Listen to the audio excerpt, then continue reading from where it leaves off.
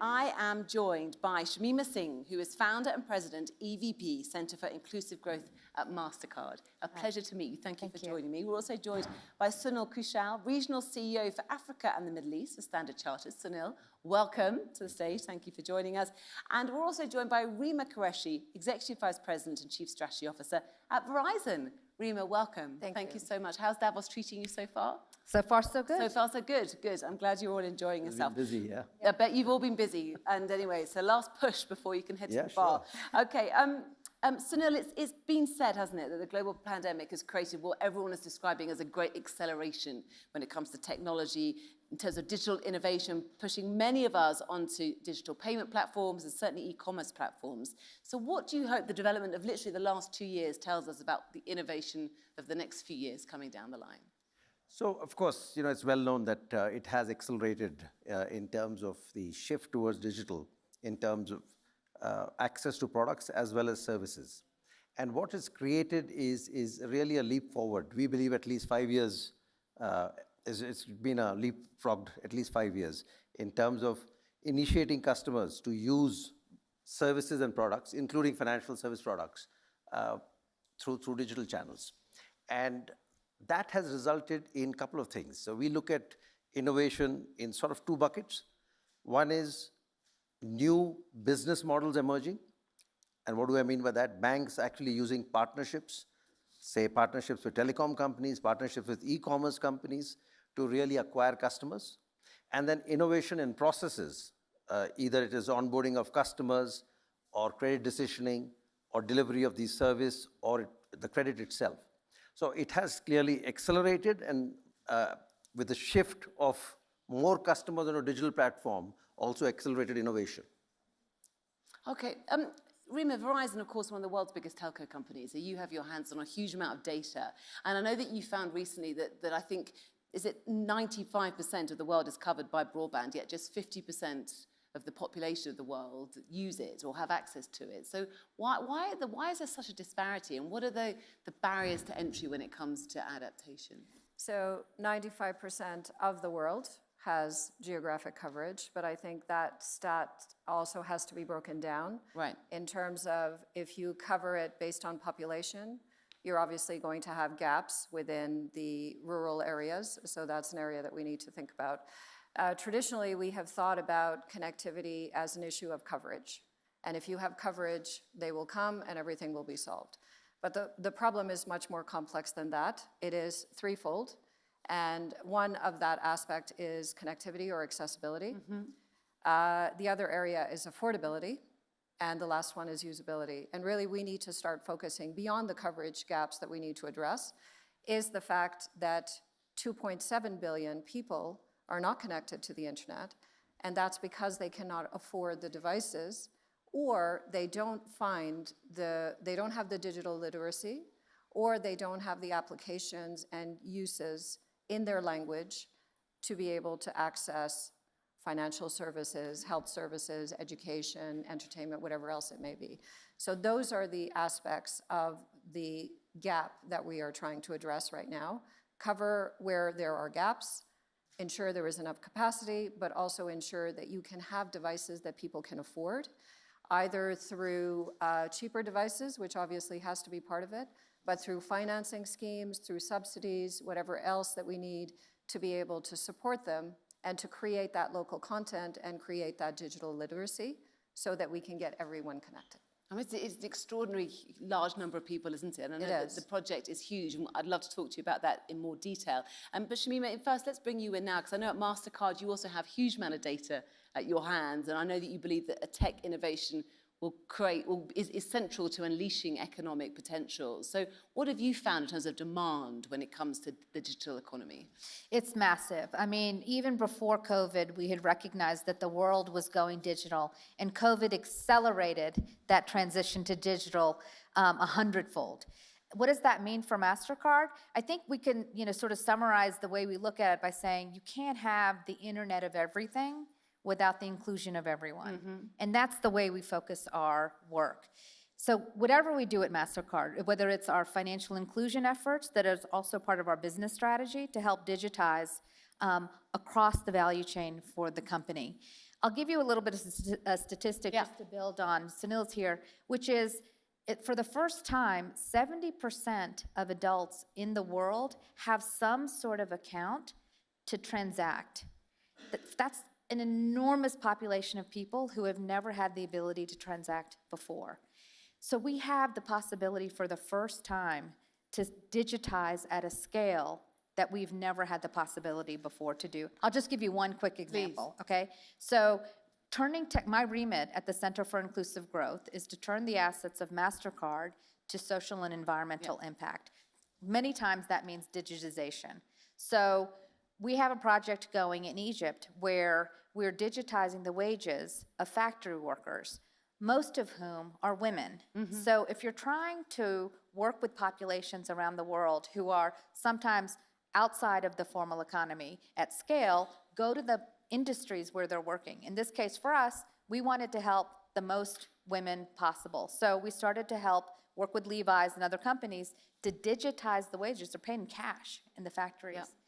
Once we started digitizing their wages, our data showed that they went from 0% trust into a digital system to 100% trust. The savings rates went up, the money stayed digital, and the women started to save. So their savings rates are going up, and they have more control over their purchasing power. That, to me, is a really good example of technology for inclusive growth. And then they get a digital identity, and then they can get credit because they have that kind of track record. Exactly, So and it just builds and builds and builds. Sunil, I know this plays very well into what you're doing within your region, the AME region. And this is a population that's very young. We know particularly in Africa, it's the population of the future. They are young, some of them very digitally savvy. So what are their needs? And I know that you're doing great work to kind of meet those right now. So we started a digital bank in Africa a few years back, and now we have 9 markets. And clearly, few things that stand out with the rapid urbanization, and it's a very youthful population with a median age of 19. What they require, I would put it into 3. One is payments, ease of payments. The second one is credit. And the third one is SME finance. And these are all areas where traditionally the legacy banks have been quite poor, either in terms of either delivery or the cost of service. The other point I would like to make, just building on what Rima said in terms of coverage and affordability of instrument, we also realize that affordability of access to broadband and data is a huge issue. So even the applications which we had to devise in a way that the download, the amount of capacity it took over, or the amount of data it used for downloading had to be the minimum. And if the coverage was broken, you had to move towards what is called USSD. You basically use SMS to give a message and you get the service delivered to you. So you had to be very, very, very innovative. And so these are the demands these are the pockets of demand which are there, and they're growing at a huge pace. What growth have you seen? Sorry? What growth have you seen? Oh, we are seeing, just to give you the numbers, first of all, in terms of acquisition, we are a 160-year-old legacy bank in Africa. We acquired the same number of customers in 3 years, what we acquired in 160 years. So it's a different dimension. Now, you've got to be very careful because you just can't play the numbers game. Yeah. You have to really have a customer value proposition so that you're able to target the right customer segments that you want and that you can service efficiently and bring in the right products to them. And there again we discovered, there was this whole image of, say, wealth management and savings. If you're going and doing wealth management or savings with Standard Chartered or an international bank, or even with a bank, that you needed thousands of dollars. We democratized savings. We fractionalized it. Today you can enter with $50 to $100 and you can redeem and get your money back in a couple of days. So you can go in and out. And that's taken it to the next level. It suddenly opened up a big segment that was not used to saving. They always felt reluctant of, they felt actually embarrassed that they had $200 in their account, and where was the question of going and asking a bank to save it for them? So by bringing the entry point low, the volumes go up. Yeah. So maybe in the affluent markets, you have big ticket transactions. Here you have the numbers. Yeah.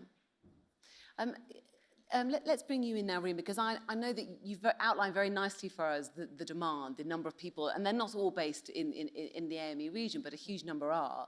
And you, as a company, are doing great work within the Edison Alliance. I know I think it's a target of getting 1 billion people connected. Just tell us a little bit more about the Edison Alliance and your work at Verizon to kind of contribute to that. Absolutely. And so the Edison Alliance was something that we formed in January 2021. Right. And it's a joint activity between what we call champions, the World Economic Forum, Yep. and Verizon as the chair. I'm the deputy chair. And the objective of this alliance, and Mastercard is a board member, Mastercard. as well as Apollo Hospitals, Vista Equity Partners, UNDP, and I'm probably going to forget someone, but we It's like an Oscar thank you speech. You can't forget. Yes. So the objective that we have with the Edison Alliance is to address what we saw. As Sunil mentioned, yes, we've had a lot of people connect, but what we have seen is those connections are uneven. Not everybody who deserves to be on the internet, as we talked about the stats, are there. Yeah. And those that don't have the coverage or don't have the ability for whatever reason, affordability or usability, have actually taken a step backward as a result of the pandemic. Right at the time when they needed that access even more than before, because we had the luxury of being able to stay safe in our homes, get our online education for our children, online healthcare, online financial support. But if you don't have those basic capabilities, and that is the only way you can transact, then we have a challenge. So our objective was, in some cases you could say we're not reaching those 2.7 billion, but we're going to start with a relatively ambitious target. 1 billion is a lot. Yeah, is a lot. That's ambitious. And our objective is to reach those 1 billion people by 2025. Which is really literally around the corner, isn't it, if you think about it? Yes. Yes. And I have some great news, because today we actually launched our first impact report where we reported where are we after our launch of the Edison Alliance 2 years ago. We are at 454 million people impacted. The impact report is available, and it provides all the details on how did we do the calculations, where are the areas we've been successful, which are the areas we still have work to do. And that's what's helping us determine which are the areas that we need to go forward with. We will do what it needs to be done to reach our 1 billion target, and our objective is if we do that before 2025, then we'll raise that target. Oh, right. Excellent. I want to bring you back in, Shaminah, because I know that you're part of this, but you also have amazing targets of your own at Mastercard. I think it's 50 million businesses to you, or to kind of connect with 25 million female entrepreneur businesses. I mean, how do you go about doing that? Because it's all very well saying it, isn't it? But how do you find these people? How do you connect with them? There's an issue of trust to overcome and all those kind of things. Right, I think you raised a good point. I mean, it is a massive commitment, and we should also say that Rima's on the board of Mastercard. Yes. So there's We'll a know each other wonderful very connection well. here between all of the work that we're doing. But it's important because you can't do any of this work in isolation. No. And so what the Edison Alliance is doing is really illustrating the power of partnership. How we're doing our work around financial inclusion and small businesses really require an entire ecosystem of organizations that have complementary assets that come together to serve the population. So in our case, not only have we tied that goal and that achievement, we tied it to compensation, along with a gender equity statistic and our net zero commitment. So we have done the work to say not only are we integrating it into Mastercard's business strategy, so financial inclusion for Mastercard, it's a business strategy and it's an impact strategy. And now it's embedded in our compensation. But we do the work with all of our products to make sure that they're inclusive by design, they are innovative by choice, and that they all have to ladder up to trust. And so as we are on the journey to not only 500 million, we reached 500 million at the height of the pandemic and then doubled down and said, now we're going to reach 1 billion people to bring them in to the digital economy. And then along with the small business work, we said, okay, we're going to allocate $250 million to make sure that we bring in 50 million small businesses to 25 million of which have to be women-owned or women-run. Now, when you're talking about Mastercard, which has a network that already includes like 90 million businesses, 3 billion cardholders all around the world, that's the kind of scale that you have to shoot for. Yeah, it's extraordinary. And I know that, Sunil, I think 50% of Standard Chartered's income is aimed to come from digital initiatives in the future, which is, again, another bold target, isn't it? Are you on track for that? New businesses, and as I said, different models that we are adopting and innovative ways of doing things. And we are well on our way. We have several initiatives, is not only within the bank, but also through our ventures arm, which has come out with a lot of new product ideas, as well as new initiatives which are there. One example would be on the SMEs. We have a platform which is a marketplace called Solve. A bank such as Standard Chartered has its limitations in terms of the number of SMEs you can onboard. This platform is an open platform which not only we participate, we also have other banks participate. And that already, just after its launch, it has got a couple of 100,000 SMEs already on board. We've launched it in India, we launched it in Ghana, now we're going to launch it in Kenya, and then really accelerate. So we are very, very optimistic. And in fact, actually, if you look at when you say from new businesses and new ways of doing businesses, it is evolving so quickly that a bank is going to get probably much more than 50% from doing things in a different way. So that's quite powerful. Okay, it sounds expensive as well. In terms of capital expenditure or bringing in investment, how is all that going, Rima? So I think these are actually great examples when I hear Sunil talk about this. So the important premise in all of the work that we're doing with digital inclusion is eventually this is customers that we are bringing online, and this has to be commercially viable. Otherwise, it will become a project that remains on the side and it will never scale. It becomes charity, which is exactly. And in the long term, that does not scale and it doesn't solve the problem. And I think Sunil's example is brilliant, which is, yes, we have limitations potentially on the cost of the data that you're transferring through this app, and therefore let's find innovative ways of doing that. This is exactly the type of things that we need to do to solve these problems. And this is really part of the objective of the Edison Alliance is like, okay, my equivalent in Africa is going to put the connectivity and that accessibility in place and do what's needed to do that. Sunil is going to create the applications, and we're going to make sure that we have the microfinancing if that's what we need, or other solutions to then be able to holistically come up with something that everybody can use. We all have a part of the solution. And the reason that we come together and create these solutions that generate business is by working together, public and private, because one aspect that's not represented are governments. Yeah.